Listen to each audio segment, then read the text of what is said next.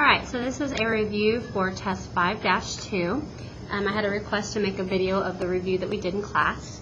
So on number 1, they want me to simplify negative 4 to the third power. Negative 4 to the third power simply means negative 4 times negative 4 times negative 4. Well, negative 4 times negative 4 is 16, and then 16 times negative 4 is negative 64. Number 1.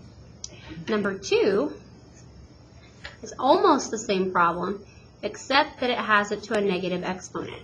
When you have a negative exponent, you have to flip it over the fraction bar. So since I didn't write a fraction, I put it over 1. So this negative exponent and what it's attached to, its base, are going to flip over. Now when I flip the base is still going to be a negative. It's just the exponent that's going to change to a positive. There's nothing on top, so to hold the place, I need to put a 1. So I've got 1 over negative 4 to the third power. Well, I already figured out that negative 4 to the third power was negative 64. So my answer is 1 over negative 64. That's number 2.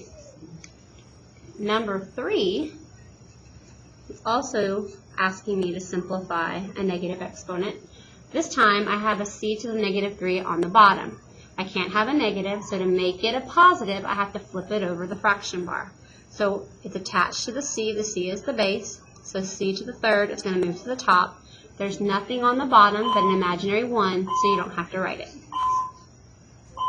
Number 4, we have c to the negative 3. This is a lot like number 2.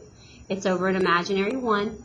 In order to make this a positive exponent, I have to take its base and the exponent and flip it over the fraction bar. Number 4. Number 5, they give me a negative exponent, but they also give me a negative whole number. Negative 6d to the negative 3. Now remember, this is all over an imaginary 1. I do not want a negative exponent. I don't care that the 6 is negative. And the 3 is actually attached to the d. So when you write this, the negative 6 stays on top.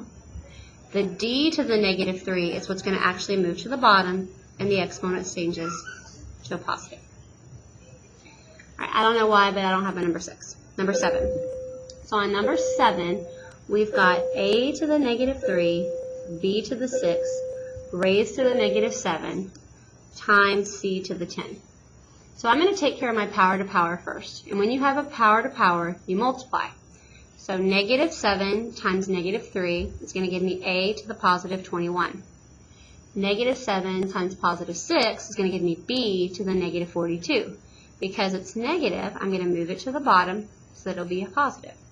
Then I have the c to the 10 just hanging out here, so it just stays there. Number 8. On number 8, we've got a squared b times ab to the 5th, all over a to the 6th b squared. So this problem's got a lot going on. The first thing I'm going to notice is in the numerator we're multiplying. And when you multiply like bases, you add the exponents. So I have a2 and a1, so 2 plus 1 is a3. I have b1 and b5, so 1 plus 5 is 6. On the bottom, we've got a power to power. When you have power to power, you just like we did on 7, we're going to multiply. So 6 times 2 gives me 8, 12. There's an imaginary 1 right here. 2 times 1 gives me b2.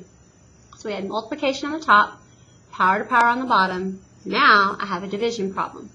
When you divide, you subtract exponents. So I have more a's on the bottom. There are 12 of them. And 12 take away 3 is 9. And since there's more on the bottom, my a is going to stay on the bottom. I have more b's on top, so my b will be on top. And 6 take away 2 is 4. All right, last one, number 9. On number 9, we have a to the negative 3 over, negative 5, sorry, I can't read, over a to the 6. Because I have a negative exponent, I have to move it. So a to the 6 stays where it is. A to the negative 5 moves to the bottom, and a 1's going to hold the place on top. I'm in multiplying like basis, so I add the exponents, and I get a to the 11. Okay, so that's the first part of the review. Let's go look at part 2. So on part 2, they want me to solve these mini equations. So number 10, we have 3 to the 1 plus 4x equals 27. When you have exponential equations, you need to get like bases. So it looks like my base needs to be a 3. So we have 3 to the 1 plus 4x equals 3 to the third is 27. So now that I have like bases, I'm allowed to set my exponents equal. So 1 plus 4x equals 3. I'm going to subtract 1. I get 4x equals 2. I'm going to divide by 4, and x equals 1/2. Done. Number 11. This is another exponential equation. I have 2 to the x equals 1 over 32. 32 can be written as 2 to the 5th. When you're solving exponentials, your bases have to be in the numerator. So I need to take this 2 to the 5 and move it to the top. Well, because I'm moving it to the top, I have to change the sign of the exponent to be a -5. Now I can set my exponents equal and x equals -5. Number 12. Number 12, we have 5 to the x squared minus 46 equals 125. Well, 125 written as a base 5 is 5 to the third. Again, now I can set my exponents equal. I'm going to add 46 to both sides. Add x squared equals 49. So x equals the square root of 49, which is plus and minus 7. Make sure you include both answers for the exponential equations. Okay, 13. On 13, we've got 2 to the x equals 128. So 2 to the x equals, I have to change 128 to be a base of 2. So you're going to have to go through your 2's. And a lot of y'all are having trouble with this. If you're having trouble, just go do some scratch work.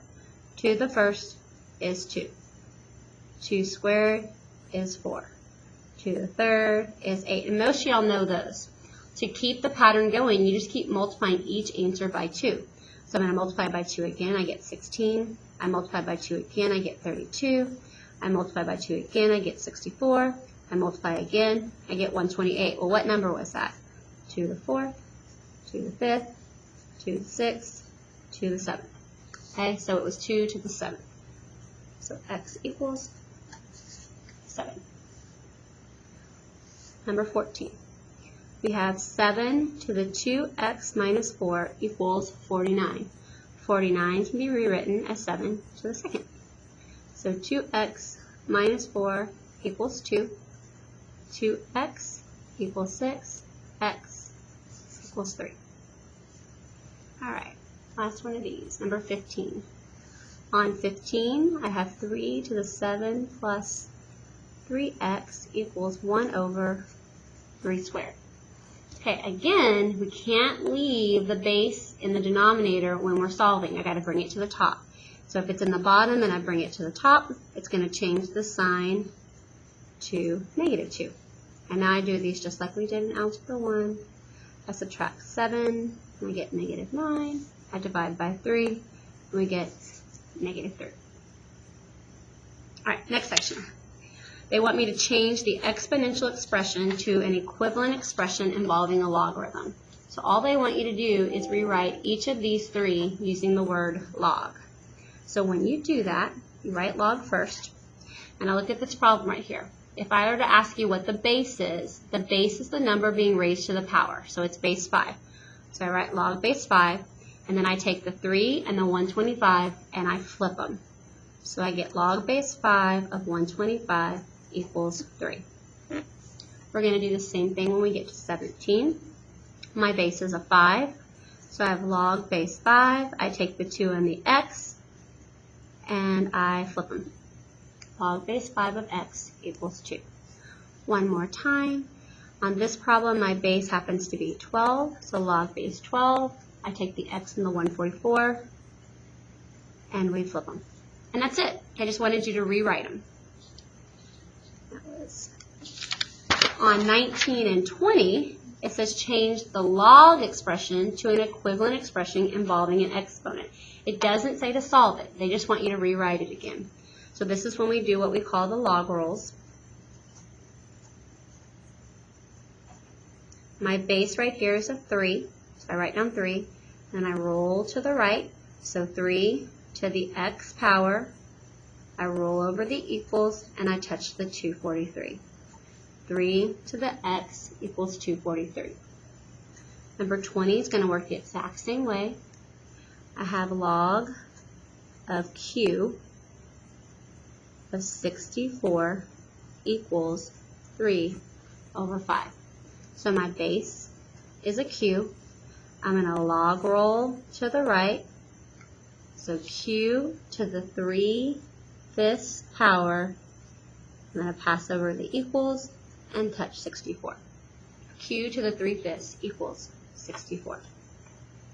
On 21 and 22, it wants me to find the exact value. When they ask you to find the exact value of the log without a calculator, because you have no calculator to use, what you need to do is you need to set it equal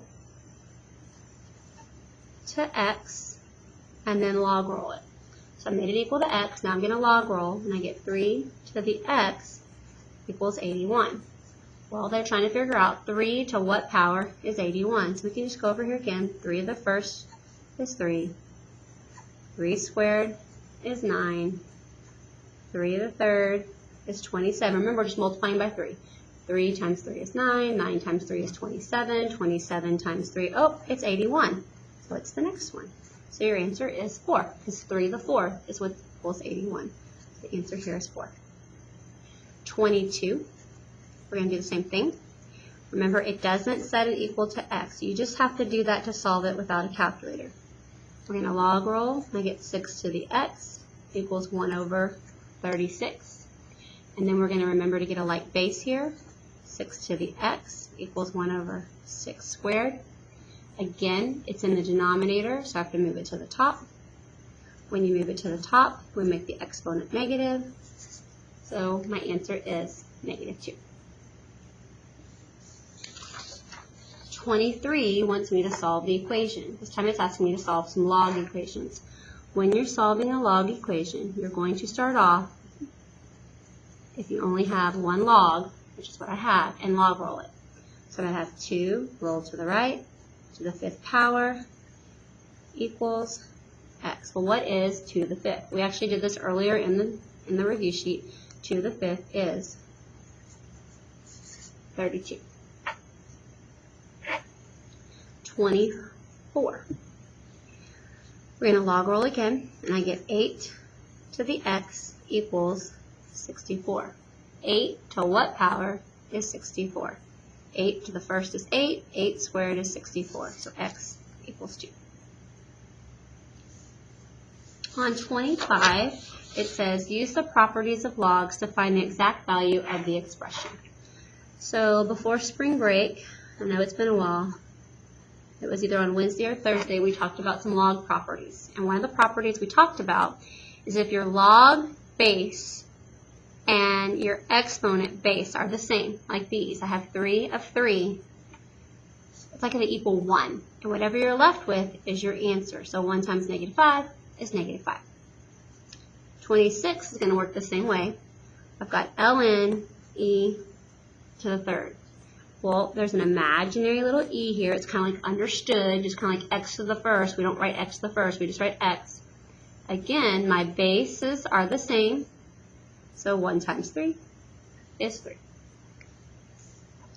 On 27 through 29, they want me to write each one of these as a sum or difference of logarithms expressing powers as factors.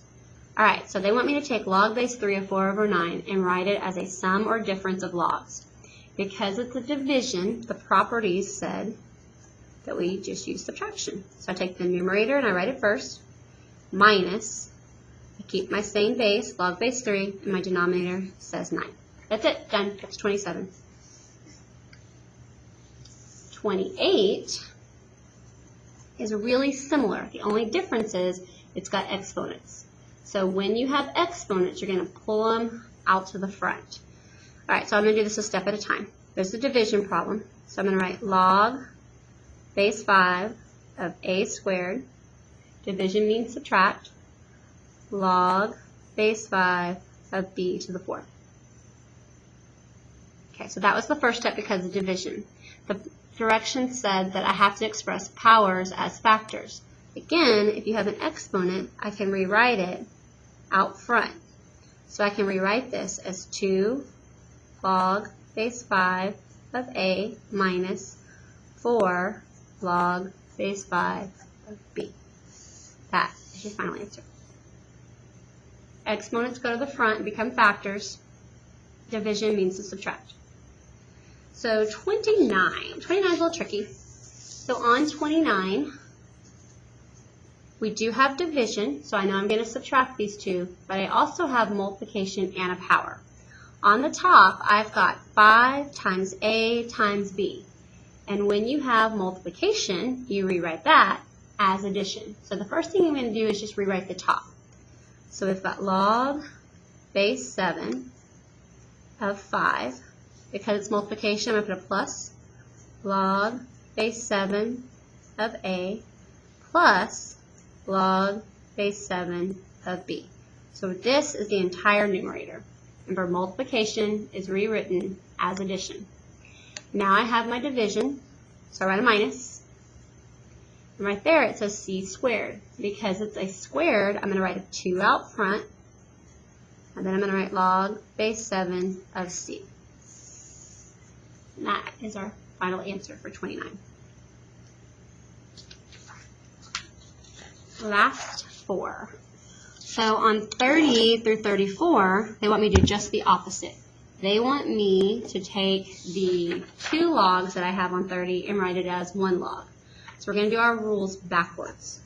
So let's think about this. I've got log 3 of a plus 2 log 3 of 6. This plus sign tells me I'm going to be rewriting it as multiplication. The 2 out front reminds me that I'm going to have an exponent of 2. So when I rewrite this with 1 log, I'm going to have a times 6 to the 2nd power.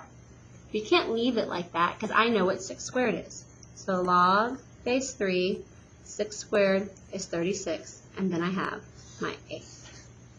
30's done. 31. 31 is very similar. We've got 2 log 3 of a minus log 3 of 6. Alright, there's 2 out front, so I know I'm going to have an exponent. There's a minus sign, so I know I'm going to have division. Alright, 1 log, log base 3. The positive stuff, the stuff at the front, is going to go in the numerator. So a to the 2nd power goes on top, divided by, following the log, I see a 6. There's nothing out front, so there's no exponents. It's just 6. Okay. 33. On 33, we've got a 4 out front, so it's going to become an exponent. I have a plus sign, so I'm going to have multiplication. I have a 2 out front, so it's going to be an exponent. So let's talk about that again. So 4 log 3a plus 2 log 3, 6.